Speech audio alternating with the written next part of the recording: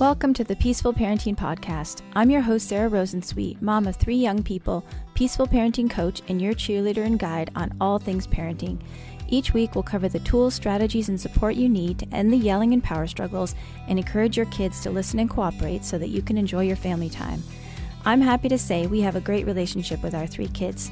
The teen years have been easy and joyful, not because we're special unicorns, but because my kids were raised with peaceful parenting. I've also helped so many parents just like you stop struggling and enjoy their kids again. I'm excited to be here with you today and bring you the insight and information you need to make your parenting journey a little more peaceful. Let's dive into this week's conversation. Hey y'all, welcome back to another episode of the Peaceful Parenting Podcast. Today's episode is a coaching episode with Christy, who is the mom of 2 little boys. We primarily talked about her older son, Jay. We talked about some challenges with Jay's emotional regulation and the challenges that caused in the family. We also talked about siblings and sibling rivalry, and I'm pretty sure most of you are going to find something that's going to help you in this episode. Christy was a pleasure to talk to. She is an extremely sensitive and responsive mom, and this is just, this just goes to show you another example of doing everything, quote, right with your parenting and still having a hard time sometimes. So I think you're really going to enjoy and feel inspired listening to Christy and really learn a lot from the things that we talked about and how she can support her son Jay and his brother. Be sure to stick around to the end where we get an update from Christy of what worked and what didn't, what they're still feeling is challenging.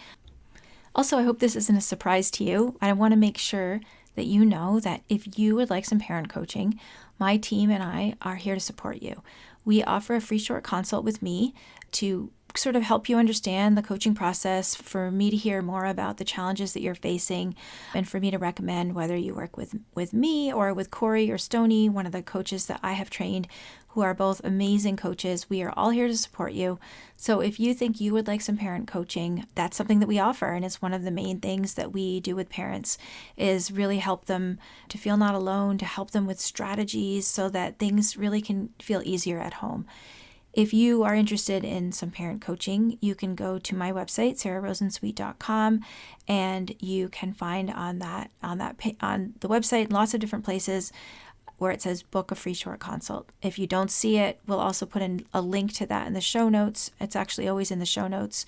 So please book a free short consult or book a coaching session with myself or with Corey or with Stony. We are here to support you. You don't have to do this alone. I often see people who reached out to me and then they wait years before they actually do get some coaching, and you really don't have to struggle on your own for years. So please reach out to us. Again, we'll put the link to book either a session or a free short consult in the show notes, or you can find that also on my website, sarahrosensweet.com. So let's meet Christy. And again, please don't hesitate to reach out if you think you would like some coaching. It really is possible to make things easier for you, and you don't have to struggle alone. Hi, Christy. Welcome to the podcast. Hi, thank you for having me. If you could just introduce yourself. Sure. My name is Christy. I am a mom of 2 boys, 8 and 5-year-old. And my oldest, we'll just call him Jay, is, I guess my neurospicy child, not officially diagnosed in any capacity, but in the last year or so, we strongly suspect, or I'm just going down a path of knowing that he has probably a PDA profile and whatever that means. So for those who don't know, PDA basically pathological demand avoidance, which any demand perceived or inferred or direct, raises, they have maybe a window of tolerance, right? So every little demand adds up over time or weeks. This could lead to they've now had too much, they don't have no tolerance left, and then they can become explosive, whatever that means. So in our home, we've dealt with aggression from a young age that I was told was quote unquote age appropriate and normal, and we all deal with that. And it wasn't until about a year ago I firmly was confident, nope, we are not talking about the same thing. Have you been in my house kind of thing? This is not everybody else's journey. Yeah. So it's been about a year of lowering demands, really trying to put in the work to find support and try to, know what the tools are to help, my child's life be easier for him to live so that he's not angry all the time, so he's not explosive. I'm working on my radical acceptance every day, which has, brought a lot of tears and grieving. But I'm hopeful because we have aligned well, or getting to align well, in a partnership of parenting, between me and my husband and my child, and just, going alongside him and trying to guide him that way.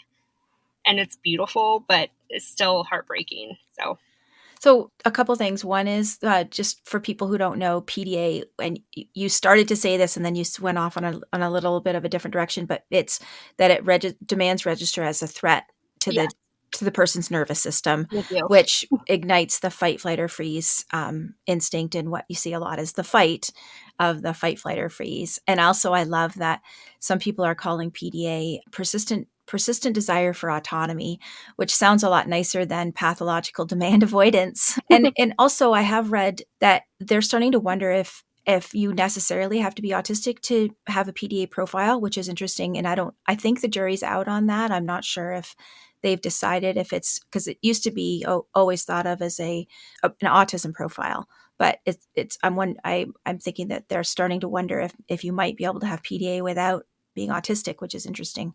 Yeah, I've heard the same thing, whether it sits alongside, similar kind of can be an outlier similar to ADHD, or if it's intertwined. So yeah, we're learning so much about neurodivergent brains. I think it's just happening all the time. The other thing that I wanted to say is I'm struck by your incredible amount of compassion that you like so clearly. I mean, other people can't see your face, but I can see your face, and you have an incredible amount of compassion in you for your son, which I think is like the biggest hurdle that a lot of parents face, is getting to that point where they really believe. Like I always say with peaceful parenting, it's impossible to actually truly be peaceful if you don't believe in your heart that your child wants to be good and that they're doing the best they can. So I can see that you already have that. And I'm sure you have your dark moments too, but I can see that you do really believe that he is doing the best he can, and that he wants to be good, thank quote, you. quote, good. Yeah, for me, in reading more about it and reframing it in your brain as you come to accept that this is, likely to be his reality, is just thinking of those moments as panic attacks, as something that I can relate to. I've had panic attacks. Do I have any control over them? Nope. So it helped reframe it, and I do remind myself every single time, and that helps me keep my composure. Mm-hmm. I love that. Okay, so tell us about, what do Jay's struggles look like, and what would you like support around? Sure. So with, let's see, most recently, I would say within the last year, have been trying to pull him out of burnout. He just seems always right on the edge of exploding over anything. So to me, that just means he isn't able to reset, come back down to any sort of baseline where we can maybe reset or start fresh. So I am on a journey to figure out what that might look like for him, as well as reducing my own burnout levels. But most recently, he has been, I guess, ramping up, and that more aggressive behavior or explosive behavior is coming. And that has led him to have more negative self-talk. Maybe I'm the worst. You don't love me. You know, Even if I say something to him, he's just, no, you don't, you know. And then on a really bad couple of days, it turned kind of dark and concerning. Things like, I wish I was never alive. Just give me a knife so I can myself. And I'm Mm-hmm. like, I don't think he's in immediate danger. We did put sharp objects up just in case. But what do I do with that? Like, Mm-hmm. he calmed down, and we had a calmer moments after that. So I wasn't, again, in like immediate concern, like, let's go to the ER. I can't calm you. But what's my resource? Like, what am I even saying back to my child Mm-hmm. other than sitting through it? Or is this just holistically part of, now it's coming out more as words, instead of aggression. Maybe I'm Yeah. feeling a bit lost and Okay. will talk to anyone. So what kinds of like, if you think about the most recent time that happened, what was going on? Like, just give me some context. Sure, there were a couple demands on him. I think it maybe was a tricky week at school, you know, with things that maybe he didn't tell me about, and then he just was so escalated that he couldn't bring himself to go to soccer, which is something that he loves.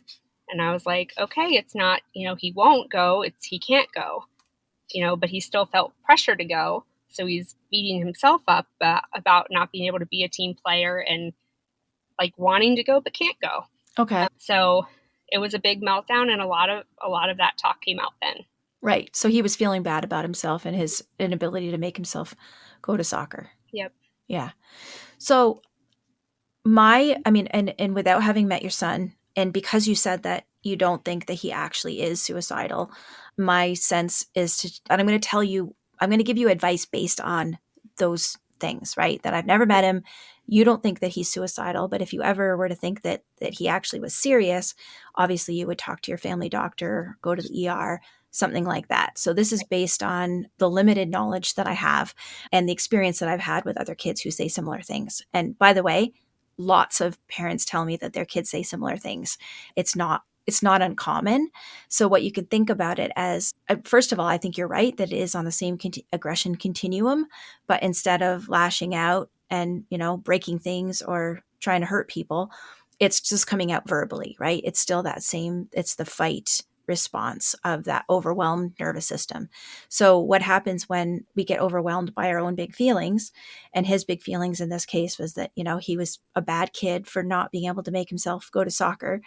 The overwhelm of his own big feelings registers as a threat in the nervous system the same way as, a tiger or someone jumping out at you in the alley or whatever. And our threat response system takes over and we go into that fight, flight, or freeze.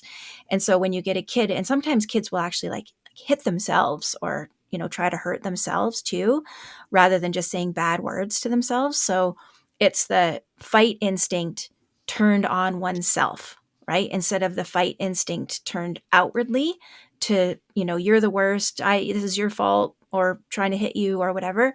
It's that he's turned it's an unconscious thing. He's not doing it on purpose, but that fight instinct is turned on himself. Okay. So what I would suggest is, first of all, I don't know, is he aware of the existence of suicide? I don't know to what degree. I do say things like, those are very serious words. There are times when he has been a little too escalated, or like, because it's been a long, long time, many, many months, but has, tried to maybe hit his head on something, so it was like inward. And you try not to use a lot of words, but I did say things like, if we can't get a handle on ourselves, like I'm going to have to take you to see a doctor, Yeah. like that's how, maybe just the gravity of it a little bit without like I completely think that's the scaring right him. call, Christy. I think that's the right thing to Okay. do.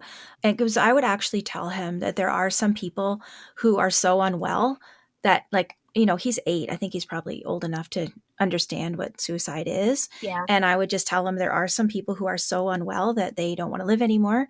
And we need to make sure that's not you, right? We need to make sure that you're just saying, and you can say, and sometimes when we're really upset, we say the worst thing that we can think of because we need everyone around us to know how upset we are so that they can support us, right? Mhm.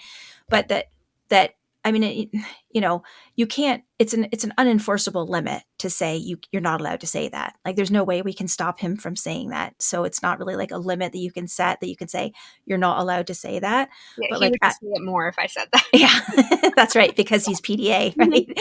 But I would say, if you do say that, we need to make sure that you're not that your brain is okay and that you don't need help from a doctor. Okay. So I think that is an okay to say thing to say. So sort of like, let's think of what else you could say that wouldn't, make us wonder if you were all right, Okay. Okay. So I think you were right to say that. And so I think what you can say when he says that is, in peaceful parenting, we always talk about empathizing when somebody's upset, and that we, either with words or just being with them. But of course, you don't want to empathize and say like, yeah, you are the worst. Like, I totally get it. Right. Like, because so what I always suggest when we need to empathize with someone who's saying something that is not true, he's not the worst kid or whatever he is saying about himself, we can say something like, it must feel awful to feel that way. Mm-hmm. How does he respond to empathy? I do say things like that, like, wow, like I'm sorry maybe that you feel that way. You must feel really upset to be saying those things, something similar. Most times though, when he's like that, he doesn't want me to say like the words that come out in that moment, he just is basically telling me to go away in unkind or calling names, kind of like just shutting the conversation down. Like Mm-hmm. in that moment, he's not ready. So I would have to bring it up, so I try not to say too much other than Yeah. like, I'm here and just try not to make it worse. Right. Right. Talking. Yeah. No, I mean, and some kids don't respond very well to talking. I mean, if you think he would hear it, just to, oh, it must feel awful to feel that way is a nice thing to say if you think he could hear it. But if just being there and being quiet is the best thing to do, then, maybe he could hear it after he's calmed down a little bit, Yeah. if you think that might help. So I think just remembering, the first rule of calming ourselves when our kids are upset, staying calm ourselves. And that's really sort of all you can do is stay calm and try to radiate that empathy from your heart. Keep yourself safe, keep him safe if possible. If he says go away, I would move a little bit away and then say I'm right here when you're ready for a hug or whatever whatever you think is comforting to him. I think, this is very helpful in just maybe reassurance too that the tools I'm picking out for certain situations are, right now the best practice, and sometimes you just need to hear that. Yeah. This can Well, and be. also I think it's to hear that it's normal for kids to say awful things like that when they're upset, right? And I think, sometimes kids say awful things like, I'm going to, chop your head off with a knife or something like that. And, it's just that fight. It's just that fight, the fight instinct coming out with their words. And it doesn't mean he's, going to hurt himself or be a future serial killer or anything like that. Okay. Yeah. So I think just it sounds like you're doing the right things when he gets really upset like that. And I guess I always think about it on two levels. Is one, what you do in the moment when someone's already gotten there, but also how can you avoid getting to that position in the first place? And sometimes it's impossible, but sometimes there are ways that we can talk about being preventive. Can you think about, maybe just if you want to use that example of when he got really upset about not being able to go to soccer, can you think back to like what was going on? If there's anything that looking back, could think of maybe would have helped him not get to that escalated point? I'm not entirely sure what caused, like, because it was maybe a week or two of him, you could just tell he was starting to get escalated. And I don't know if that was, you know, certain demands of school, which, the work is getting harder little by little. And he's doing okay at school. He loves to see his friends and all that. So school isn't a problem, like, or he's not exploding at school, I should say. But I know that that's the biggest demand, right, that he's probably facing right now. In fact, today he could not go because basically had a panic attack this morning, and we took a very intentional mental health day. Good. So, you know, which is kind of great in some ways because, he was able to cry this morning, and we were able to have some conversations about why I'm not pushing him to go to school today, and talk about, finding our center again. And so good conversations are coming out of it, and maybe we'll be able to like move the needle back to a baseline for him or closer to it. I forget what the question was at this Yeah. point. But I guess I lead up wonder to if it, I'm not really sure. I think it's just, all the demands of life or yeah. anticipation of, we are, just had Halloween, Oh yeah, and right. all of those Yeah. activities. I know that can be a thing, even though he loves it, but it is hard, the anticipation and the unknowing what's going to change in his schedule and things like that. So Well, and for a kid who's neurodivergent who does really well at school, there's so much masking that's going on, right? So much like backpack filling and masking and really like working hard to sort of keep his nervous system from going off the rails at school.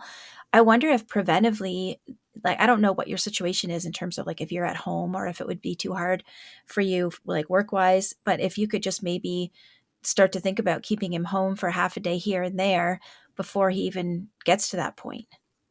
Yeah, I am. I'm not working right now. I've been home with the kids, and my youngest just started kindergarten. So, I have flexibility. I guess I don't know, and I'd have to look into what that means for the school system, for what's the window of acceptable absences versus when you have Yeah. to make a paperwork change or an IEP type situation, which we haven't gone down the road of diagnosis yet. So Right.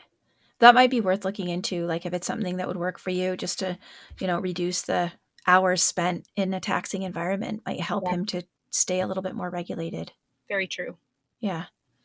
Okay, well, you had mentioned also a couple other things that you'd wanted to talk about. Yeah, so the second biggest, I guess, stressor in the house and for him is we have two boys, so the sibling dynamic, which I know is tough for every family, but it gets like in these weeks where everyone seems elevated or about right on that tip of exploding. They do love each other, I do believe, and they can play well together. But in these weeks, it does seem like there is not 2 minutes for me to put together, because if I leave the room or whatever, like it can happen so quickly where now it's dangerous for them to be in the same room together. So I feel maybe I just need to do homework, but like some tips of just that sibling, like what should I be doing to prevent, they go from playing so well to now everyone's upset. And I can Mhm. do, I have some tricks, popsicle breaks, or oh my gosh, here's a snack, or oh my god, like your favorite restaurant, let's just go, like whatever. Yeah. But sometimes I'm just struggling to come up with fresh ideas, and it's been getting so dangerous. They're just getting bigger and stronger, and I don't want anyone to get hurt. Yeah, no, that makes sense.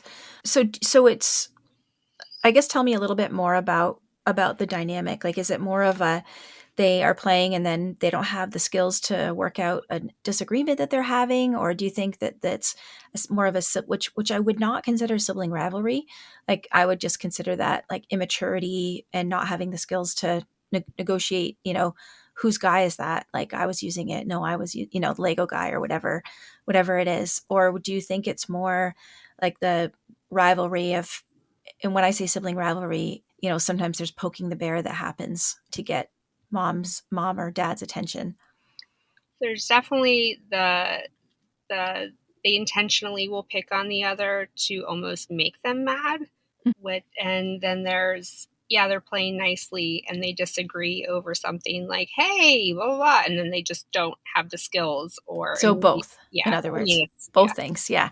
Um, I mean, our best practices for helping siblings get along are four main ideas. The first one is it's all about time and your relationship, time with the parent and a relationship with the parent.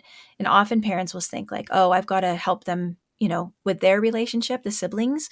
But whenever there's sibling rivalry, it's about, who do my parents love more? Are my needs going to be met? And whose side are they on? So I always say, if there's a lot of rivalry going on and like poking the bear kind of thing, I always say start with making sure that you're getting some one-on-one time with each child. And so I don't know, how are you able to get any one-on-one time with each boy? we used to do it a lot more intentionally, like naming it and that kind of thing. And I think when everyone kind of hit burnout with whatever else was going on, we try to do it like at a minimum of at bedtime, which I know isn't like super ideal, but we'll have a dedicated parent, on that night for the child and then switch back and forth. So they do get like one-on-one time, or it might even be that hour leading up to bedtime Mm-hmm. is more one-on-one with one parent. Okay. I Um, mean, that's better than nothing for sure. It's not as good as the special time that you were referring to that you used to be able to do. So I would try after this call, if you could, I would try to get, 10 minutes a day, 10, 15 minutes a day of I'm all yours for the next 15 minutes. What do you want to play or what do you want to do? I would try to do that. And if you can't, if because typically kids of your ages, it's hard for them to leave you alone if you're with the other one. So you might need support from your partner, and maybe that can only happen on the weekends, but like just do your best to try to get back some of that named special time, one-on-one time with each boy. And that really helps so much to reduce the poking the bear instances. Okay. So then the second big idea is intervening in a neutral way. So what that looks like is, even if you see somebody do something to the other person and, walk up and like grab the book out of their hands and run away, even if you see something like that happen and you're fairly certain that, you know whose fault it was, and you're really careful to like never choose one kid over the other. But if you intervene on behalf of one child over the other, it's going to increase the rivalry. So you have to think about yourself as, instead of the negotiator, like, hey, give your brother back the book. I saw you just take that book from your brother. You can coach the child who's gotten the book taken. Hey, you can tell your brother that you want the book back, or something like that. Like, I didn't use the best example for what I'm trying to illustrate, but you really want to think about how can you help the kids talk to each other rather than you being the one who comes in and solves the problem. Right. So, in that case, though, you might just, our sort of one of our other big ideas, I'll come back to the intervening in a fight in a neutral way. But one of the other big ideas is having good rules around property. So if someone's using something, they get to use it for as long as they want, is one of them. If it's shared, if it's something that's shared, and if it's something that belongs to only one person, they never have to share it. So the example that I just gave of like taking something that someone is using, you can be the mediator, not like give your brother back the book, but you can say, hey, remember, in our family, we get to use things until we're done with them, right? So just like going back to what the guidelines of the family are, instead of give your brother back the book, which is a much more neutral way to intervene. Or, did you remember, in our family, we don't touch other people's things without asking. Did you ask your brother if you could use that? Yeah. Okay. A lot of this is just resetting back to I feel like it's like things that we used to do but didn't have the rest of the parts in place, and now it's like, but remember those things you're also supposed to be doing. Right, And right. So not new information, but just kind of like a refresh that you've got to like get a back nice on. refresher though, Yeah, yeah, because you do get down when you're in the thick of it and you're just in survival mode, which is where we've been living, and trying to get through the next hour a day and not be able to like sit back and think, okay, let's regroup with myself. It just, yeah, there's no time for it. So this is totally. helpful. Yeah. Well, in terms of the intervening in a neutral way, you just always want to, as I said, we refer to the family guidelines, and, whoa, and always like empathize with both people, like say they are fighting over something or some disagreement that they've had when they were playing. You can say something like, whoa, you two are both so upset. I'm here to help. Let's figure out how we can solve this problem together. And you might not be able to go into problem solving if people are screaming and that things are really escalated, but you just want to sort of split them up, physically, if you have to. Like, you are both so upset, I'm here to help.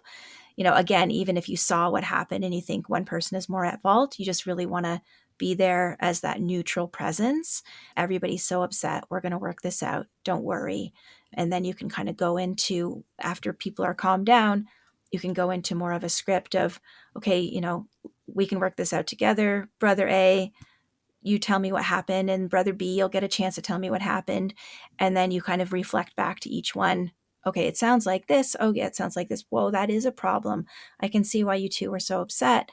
Who has an idea for how we can solve this problem? And you won't be able to do that every time, but if you can at least do it sometimes, occasionally, it also helps them with the skills of that negotiation piece, right? When Right. they through you can come up with alternate suggestions or solutions, they'll be able to start doing that on their own eventually. Yeah. I'm also thinking through just our past few months or few weeks, and the level of calm to have some of those conversations with them isn't happening, I guess I Mm-hmm. should say. Like everyone has just been so escalated for so long or so burned out for so long. So like I might be able to with the younger one Mm-hmm. pull him aside later in the day, but the oldest, is just still so whatever that word is that he will not have words at him. And so Right. it does become like, how do I just pull him back out of burnout a little bit or whatever Yeah. he's going through so that I can have conversations with Yeah. him. But right now, like, he doesn't want to hear me or Yeah. Well, anything. and then so maybe you're focusing more on prevention, which means that you limit the amount of time that they're together alone. If and this sounds like a crazy suggestion, but I often say like if siblings are playing nicely together, sometimes you want to end it before it devolves into something else. Mm-hmm. And a lot of times that's hard. You're like, but they're playing so nicely together. But we always know from past history that it doesn't last indefinitely. Right. So maybe trying to get them doing something else while they're still playing nicely together, or get one person to come and help you with something or do something with you, or if they are playing together, be close enough, like, within arm's reach, that if something does go sideways, you're right there to prevent anyone from getting hurt. Yeah. Because it sounds like maybe, things are still a little bit too escalated for you to be doing the problem solving that we just talked about, as you said, and just focusing on like, how can I have minimal damage happening when, when things are hard. Yeah. Things are hard. Mm-hmm. Yeah. That makes a lot of sense. Which unfortunately is, adds to your plate as most of this stuff does. Yeah. No, it's still helpful. Like, it's a great point. I guess, maybe try to encourage them to do something new or, they both turn into no kids. I could be like, come help me make brown, whatever, like something exciting. They're just like, no. I'm like, you're going to end up fighting. They're like, no, we won't. And then 2 seconds later. So they're almost Yeah. in cahoots about it too, which is, I love and hate that I don't know. It's going to be fine, right? Yeah. Fine. You're very positive. No. Well, and I think that the fourth idea of the helping sibling rivalry is just giving each person, and it sounds like in this case it might be your older son who has more of the chip on his shoulder about his brother, which is typical because of the birth order thing, and he had you all to himself until his brother came along, and you've got enough of an age difference that he remembers probably what that was like. And so just really giving him a chance to, maybe during that tuck in, express his feelings. Like Mm-hmm. if you just say something like, I wonder if it's hard being a big brother sometimes, or, I don't know where you are, birth order, or your partner, but sometimes you say like, oh, I know that it was really hard for daddy when he had a little brother. Like if there's anything that you can use for like a commonality.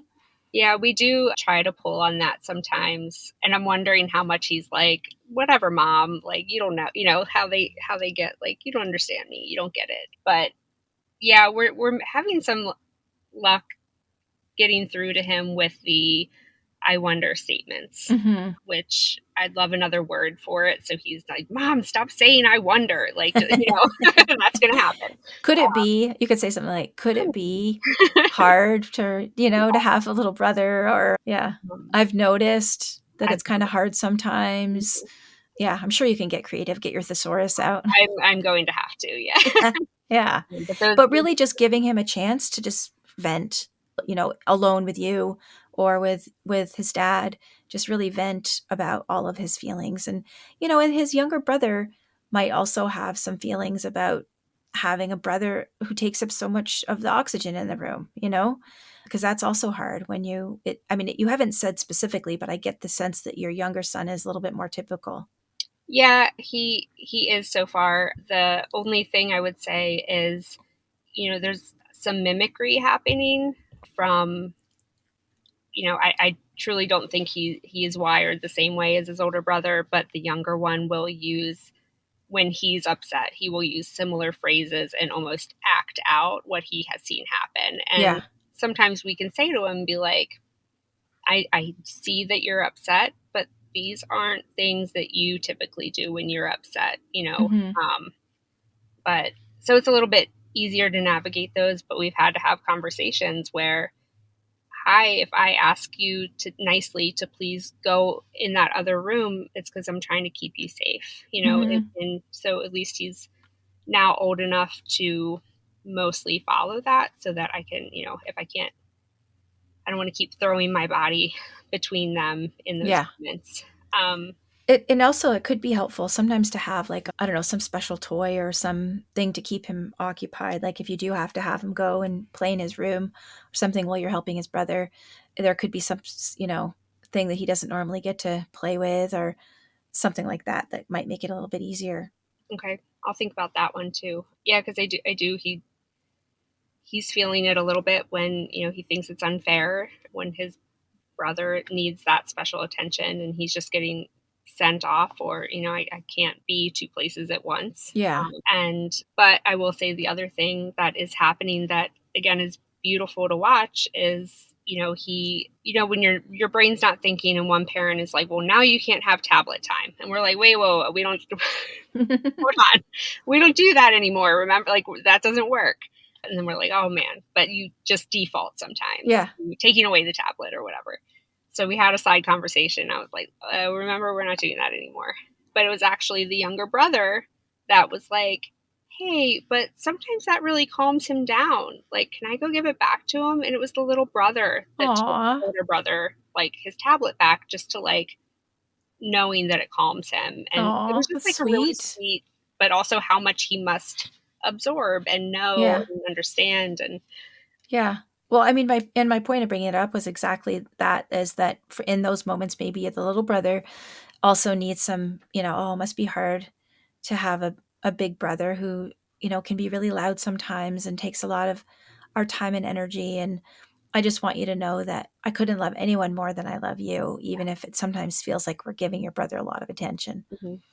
Well, and some of that aggression is aimed toward his brother now, or some of that like concerning talk is, so he's hearing some of that and just, being called names and things like that. And it's just, you try to regroup with everybody, like with name calling and all the things. But Well, and I would say to the little brother, I would explain to him about fight or flight and just say, sometimes when we are having really, really big feelings, our body, it experiences that as something that's dangerous. mhm, And it's almost like our body is reacting like a tiger just jumped out at us.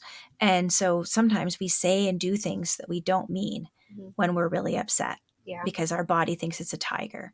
And so I would just tell him that, your brother might say some really awful things when his body thinks there's a tiger in front of him. mhm, And it just so you know that it happens to everyone, that we say and do things we don't mean when that happens. yeah. Thank you. I'll use the tiger example. He'll Mhm. actually love it. Mhm. Mhm. Well, was there anything else that I could support you with today? I mean, I'm afraid I haven't given you any radically new information, but hopefully given you a little bit of a refresher.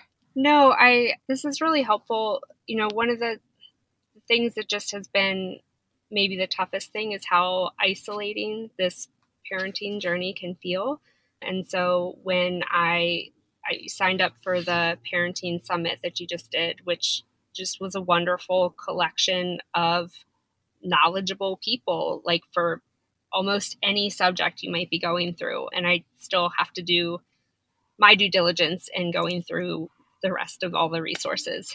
But it's also like if you are, we're in the thick of it again, and there aren't 2 minutes usually like to slap together to catch your breath and say, oh, what am I supposed to be doing now?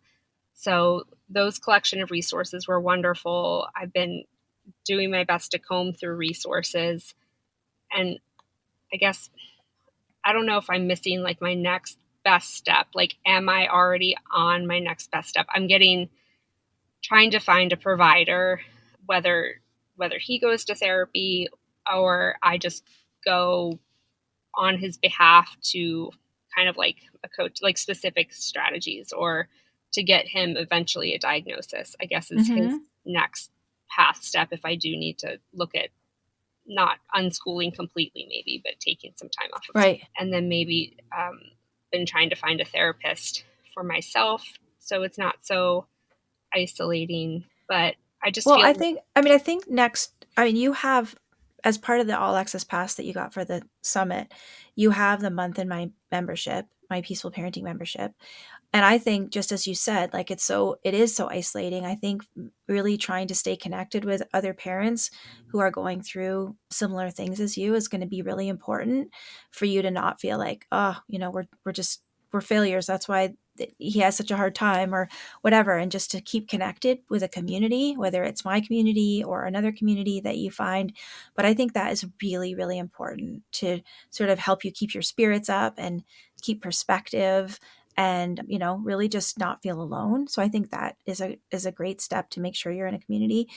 In terms of what you can do or not do, or what if there are other things that you could be doing, I don't really know, because I haven't really talked to you enough to know if there's anything that you could be doing that you're not. But I think that continuing to look at the different PDA strategies that you have been doing, just keep on with that path. And I think just what we're looking at is, an 8-year-old's brain is still not very mature. And I think that as he continues to get older and you continue to use these strategies, I think you'll see that he's probably going to start smoothing out a bit. That would be so great.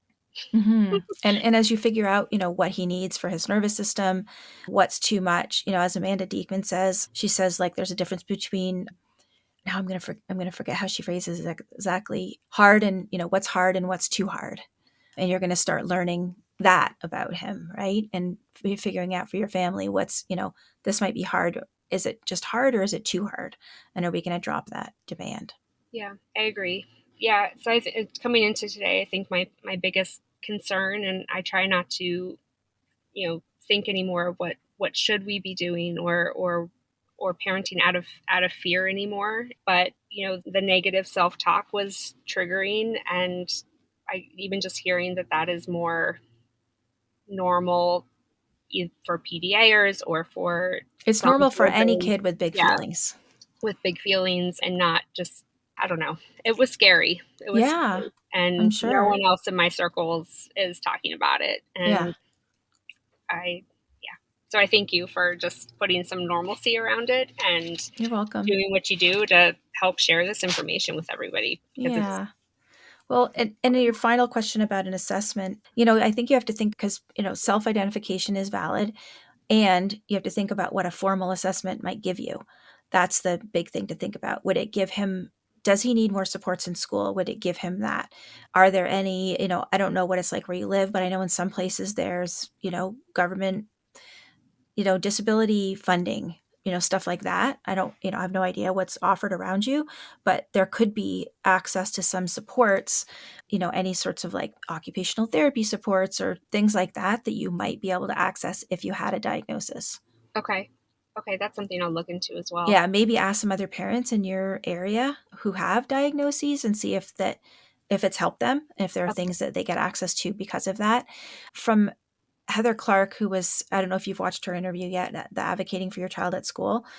I learned from her that you are, every parent who wants an IEP can get one, even if you don't have an official assessment or diagnosis. That you're legally, and any listeners out there, if I'm wrong, if I've misunderstood, please let me know. But my understanding is that anyone is eligible, anyone can get an IEP who says they need one for their child. Interesting. Yes, I will dig deeper into that. Again, it's kind of like just in case we need it, but it's also, I probably feel like we're going to need it at some Mm-hmm. point in the near future. So, not that I want to over prepare, but I can't live in survival mode anymore. I'm going to have to Yeah. plan a little bit for all of our sanity. Yeah. Yeah. All right. Well, we'll talk to you in a couple of weeks and see how things have been. Try to get some special time if you can. And I know that, when you are in this sort of survival mode, you might not be able to be proactive with the sibling stuff, except for special time. I think you can hopefully manage that. But you might not be able to get to doing some of the conflict negotiation teaching, but you can maybe at least be a little bit preventive and staying close by, trying to, limit the times where they could get dangerous with each other if possible. We'll see how it goes. I'm going to do my best. That's for sure. Good. Well, you already are doing your best. And I just want to say again, I think that the compassion that you have is really shows, it just shines through. And that is going to get you so far, that just having that understanding and compassion, because you're bringing that to every interaction with your child. Thank you. I appreciate that. Yeah. It'll Okay. get me through the rest of today. Good. Well, good luck, and we'll talk to you in a couple weeks. All right. Thank you so much. Bye.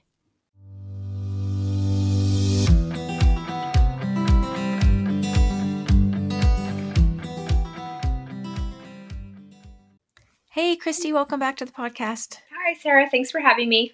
So how have things been with Jay since we talked last, and with you? Up, down, all around, some good progress in some places and setbacks in others, but some of those things were out of our control. So we're Okay. just pivoting. I don't know what it was particularly, but around the time we talked on the podcast, and, I've been sharing a lot with my husband, and he has really ramped up with his support, or maybe like delivery of tactics that work best for our child, like Great.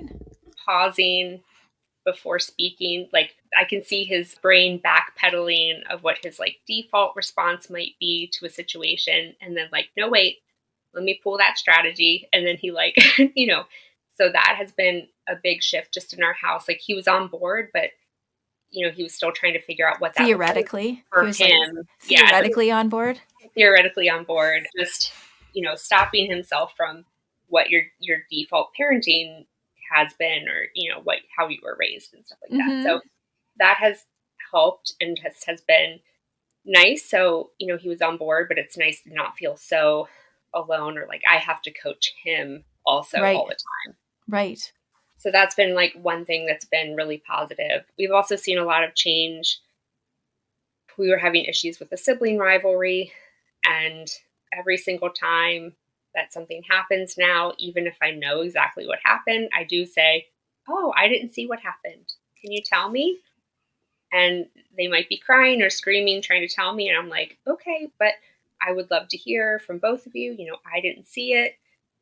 Speak calmly, or whatever. I want to hear from both of you." And then I just repeat back whatever they said to me. Good. So we I talked hear you about, saying, yeah. right, and that's what we talked about last time, right? In terms of like Yeah. reviewing those strategies around being neutral in a sibling fight. And so it sounds like you figured out kind of a shortcut to neutrality, which was to say that you didn't see it even if you did. Oh yeah. I mean, I can hear everything. Yeah. It's not. I'm not. Yeah, though that's Sometimes great. it's very obvious, but I've never thought of that. Like it's much easier to try to stay neutral if you're, really playing innocent. yeah. So that's been helping a lot. And, it's not solving everything, but I feel like we're getting back to a normal level of sibling, rivalry with two boys, and Right. so Well, that's amazing that you've seen results that quickly from, I mean, that sort of just goes to show how important it is to not take sides even when you think you're right, because it really does drive the rivalry, because it sets up a cycle of revenge, yeah, right? on both sides. I was seeing it Yeah. for both kids. And yeah, so that's been a huge help. And the other thing we were talking about last time was, the special time with both the kids. And I feel like that's something, I think I shared before, we were mostly doing at bedtime, because sometimes that's all in our schedules. That's Mm-hmm. just the time of day that's left, especially during the week, I should Mm-hmm. say. And before, we had been switching, since there's two parents and two children, we alternate, nights with each child.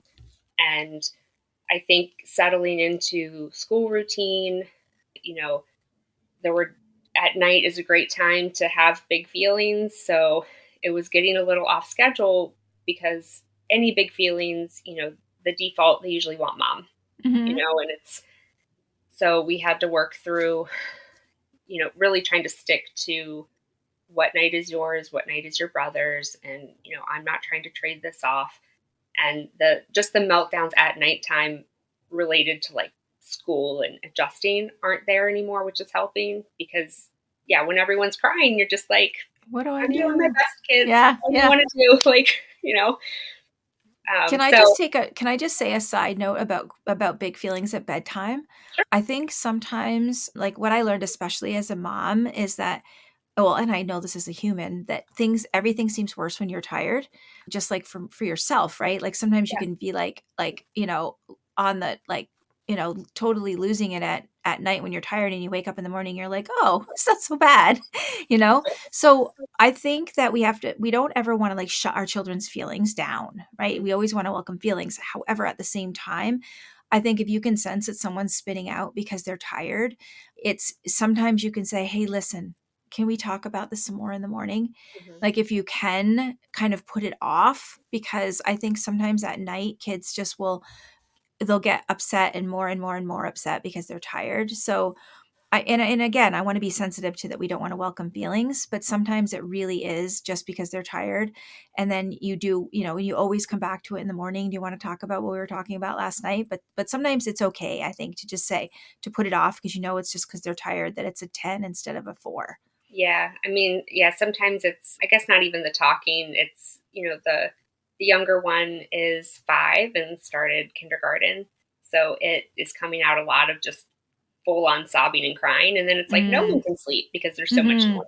Yeah. So, we're navigating that, but for the most part, trying to respect the time that Yeah. is set for that child. That's And, good. you know, so, Well, and if yeah, just, I mean, you said it has waned, so maybe it's not as much of an issue, but if you do find you're getting a lot of crying at night again, maybe think about trying to do some laughter in the afternoons to try and help empty the backpack before bed, because it sounds like maybe he was doing some backpack emptying around like the school transition. And so if you can kind of see if you can get some of that happening earlier, or even getting the tears earlier, yeah, have it be at bedtime. I found myself laughing the other day because it's like, I don't want my children to get hurt. I mean, no one does, right? But like, even just like stubbing your toe is a great way to just start crying about Totally. something and letting some of that out. So Hmm. anytime they cry, I'm like, no, keep Yeah. crying. Like, let it out. It's okay, Yeah, I had So, clients that I worked with years ago. I think I've probably said this story on the podcast before because it's such a good story. But they had a kid who hardly cried at all, and he would just get really, really angry all the time. And so our work was trying to move him to tears instead of anger. But the mom once came to a session and reported that he'd fallen off his bike, and that he cried and cried and cried, and that he was like a different kid for a couple of days after he had had that big emotional backpack emptying. So she said, and of course she was joking, but she said, can we push him off his bike every couple of days? Right? I mean, that's not a bad, I mean, like, it's not an official strategy, right? It's like Yeah. an official, yeah, But that's a but good you can milk, but if you have a child who gets a little bit injured and they're like they could pull it together, you can milk it a little bit. mm-hmm. And just if they need to empty their backpack, you'd be like, "Oh my goodness, that must have hurt so much." You can kind of, if they're almost upset, you can kind of see if you can get them to tears to help empty the backpack. That's a good, I'm gonna think about that one a bit. They did both just take up skateboarding, which is a super safe sport. But the injuries and bumps and bruises lead to tears and just Yeah. some of that movement. Yeah, you may So have just come up with a new parenting strategy for emotional intelligence, is have your I kids do sports where they might get hurt a lot. dangerous sports, so you can cry it out, not cry it out, Yeah, but yeah. No, I know what you mean. yeah, Okay, both sports got so the bedtime, it sounds like that you said the bedtime has been going better, and you've been getting your more regular, and I think you were saying that in the context of your more regular one-on-one time, because you've been able to do the more consistent every other night. yeah, and I mean, I will say I I'm stuck. One thing I am stuck on now is, there maybe isn't as much physical lashing out as maybe in the past. Like there's kind of just like those jabs walking by, or just kind of like, and a lot of it's still like, I guess, verbal anger, Mhm. which I have to remind myself is better than, Physical aggression, yeah. physical aggression. I remind myself today, I remind myself yesterday. But I do feel like maybe there's some maybe unlearning of like default habits and default phrases that he has. And We're talking about Jay? yeah, Mhm. just, we're changing a lot here, and just giving him some alternative retorts, or I don't even know. Because it does, you as a parent, you're holding it together, but it still will get under your skin You mean if, he's saying these things to you or to his yes, brother or both? yes, everybody in the house. And So it's just, it's Is difficult. it radio friendly, the things that he says? Can you say them? Most of the time he's not cursing, it's like a lot of name calling or like get me this kind of like bossy type Well, language, so I which think those are two different things. So the name calling is like upset, right? When they're upset. I mhm, mean, they're related in that there may be some level of dysregulation to both. But the bossiness and like get me this, that's when you see someone's just a little bit hijacked because they're a little bit worried their needs aren't going to be met. mhm, Right? So that's when kids are like a little bit demanding. mhm, And so what I would recommend is that not that you withhold getting the thing until he asks in a nicer way, but that you say like, "Of course I'm going to get you some more milk." You can just say, "Mama, can I please have some more milk?"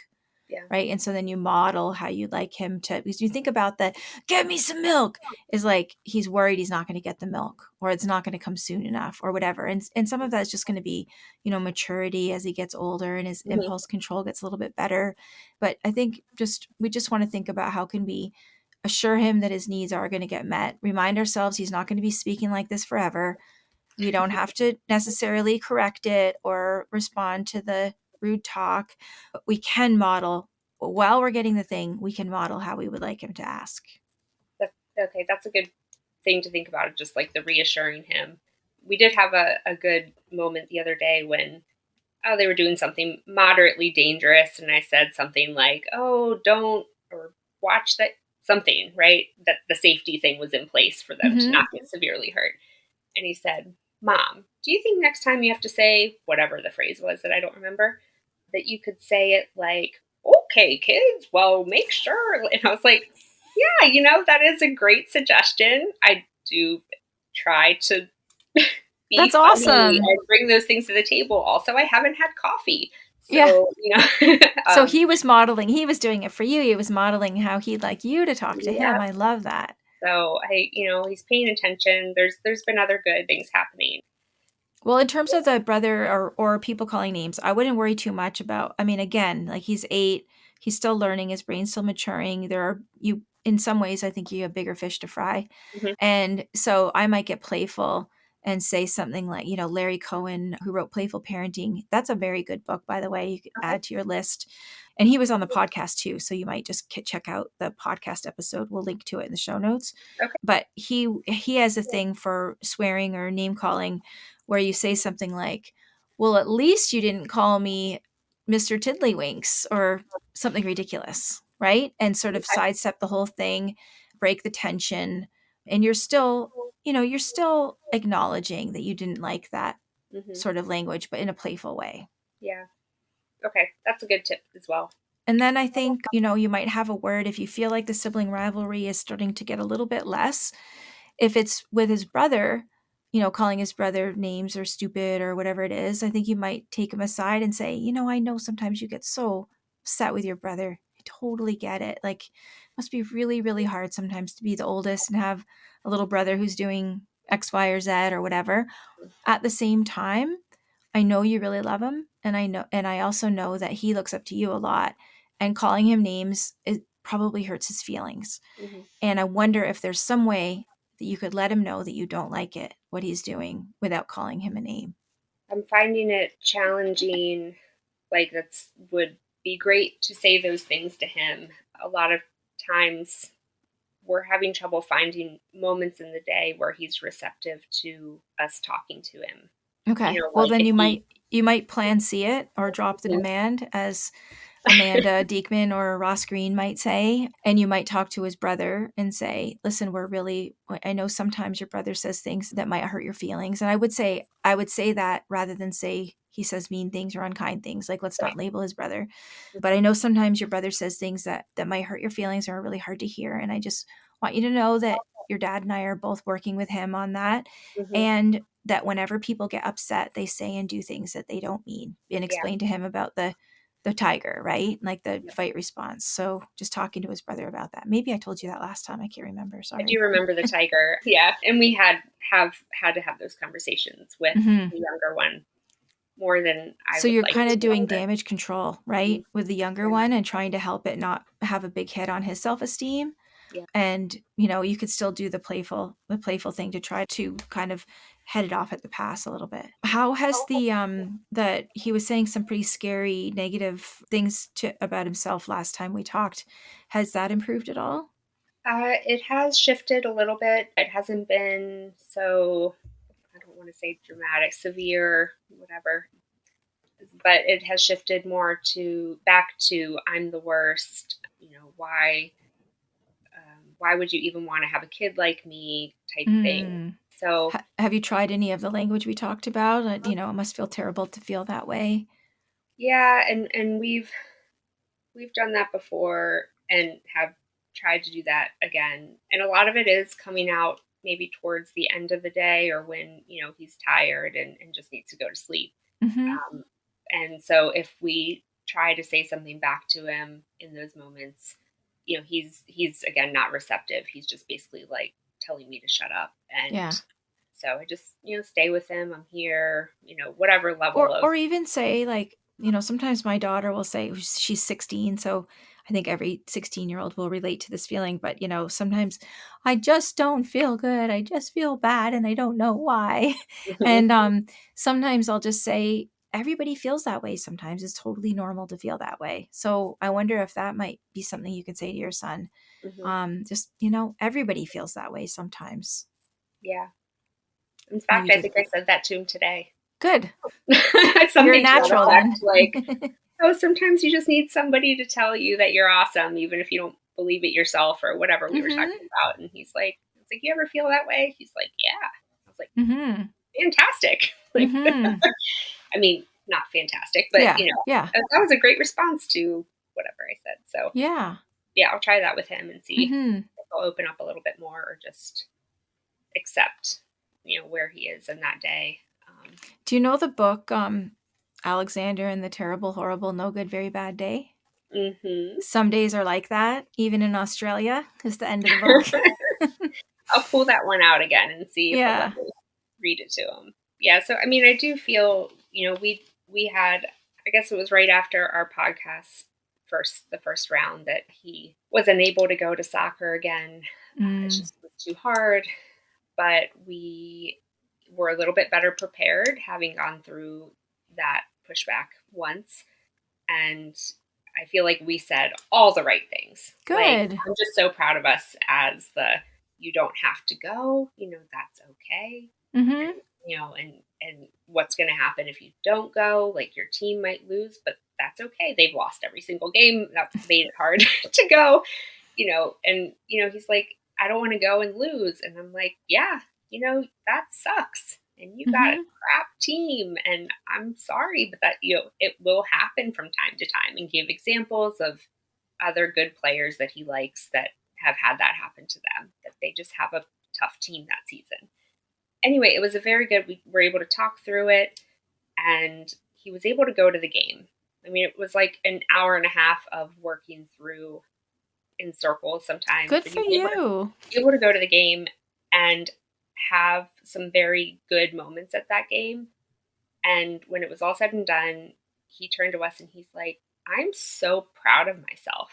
And I was like, you know, Amazing, Christy. so he was happy that he was able to go to the game and have a good game. And I was like, dude, I'm just happy that you talked through it with us. Mhm. Whether you ended up going or going and sitting on the sidelines, like, you talked to us about it and we Mhm. were able to work through it. So it was just a good day. And I'm like, write this one down for all That's the other bad awesome. days. Well, and write it down for him too. Like, one thing, and I haven't talked about this in a long time. I had almost forgotten about it.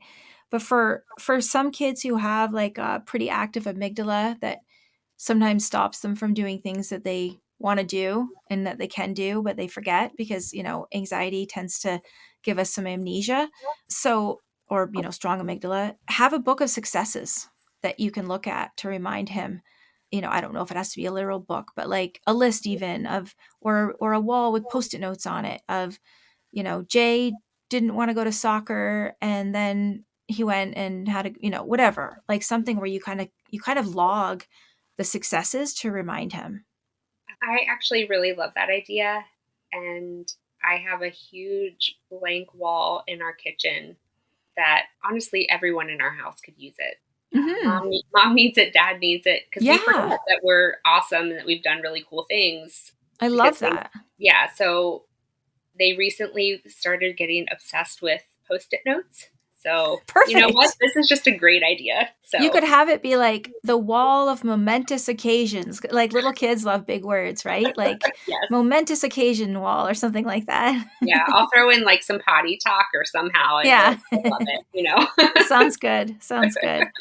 Was there anything else that you wanted to get any clarification on before we say goodbye? No, I think these are some just, it's nice to be able to talk it through with Mhm. people who get it, and just nuances to things that you're doing that when you hear it at the right time, you're just like, yeah, that that might work, you know. Mhm. So thank you for, having me on and talking it through with Yeah. me and making a difference, because it'll propel us in the right direction again. Well, and as I said last time, you are such a sensitive and responsive mom, and I can just tell how hard you work at this, and I just want to shout that out to you. Thank you so much. I appreciate that.